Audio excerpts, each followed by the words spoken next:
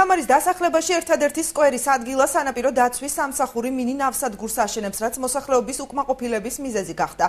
ადგილობრივები შიშობენ, რომ ახალი ობიექტი ტურისტულ სეზონზე უარყოფითად იმოქმედებს, რადგან დამსვენებლებისთვის სანაპიროზე ჩასასვლელი გზა გადაიკეტება. ისინი მშენებლობის აღნიშნულ ტერიტორიაზე შეჩერებას მოითხოვენ, წინააღმდეგ შემთხვევაში ბათუმი ქობულეთის დამაკავშირებელი გზის გადაკეტვით იმუქრებიან. ადგილობრივთა პრობლემებს სულხან მესხიძე გაეცნო. ამ ტერიტორიაზე მალე სანაპირო დაცვის მინი ნავსადგური მოიწყობა, თუმცა დაწყებული მშენებლობის მიუხედავად შესაბამისი საინფორმაციო ბანერი ადგილზე ამ დრომდე არ განთავსებულა. დაგეგმილი მშენებლობის გამო უკმაყოფილებას თამარის დასახლების მცხოვრებლები გამოთქვამენ. ადგილობრივები აცხადებენ, რომ მშენებლობის შედეგად აღნიშნულ ადგილზე ერთადერთი სკვერი აღარ იქნება. მოსახლეობა ასევე იმასაც ამბობს, რომ ახალი ობიექტის გამო ტერიტორია შეიღობება, რის გამოც ზღვაზე ჩასასვლელი აღარ რჩება. სეზონურად კი დამსვენებლები ბინის დაქირავებაზე უარს იტყვიან.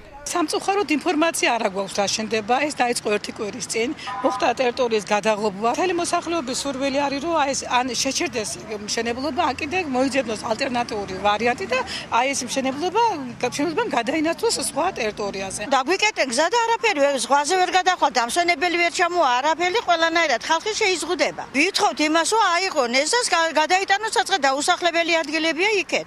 აგერ აქ ამ ხარეს ქვეყნის ადგილია, სადაც არ ცხოვრობს მოსახლეობა არაფერი და რამადამეს აქ ჩაგვიკეტენ ჩვენ აგი. რა საფრთხეებს ხედავ და ჯერ ერთი გვიხურავენ ზღვას. რომ ეხ ვერ ჩავა ხალხი. აქ მაგითი შოლილობს ხალხი ორკაპის. არავინ დასაქმებული არც ერთი ადამიანი არ მუშაობს ამ ტერიტორიაზე. ამით ზაფხულში დახულობენ შემოსავალს ხალხი, ხო?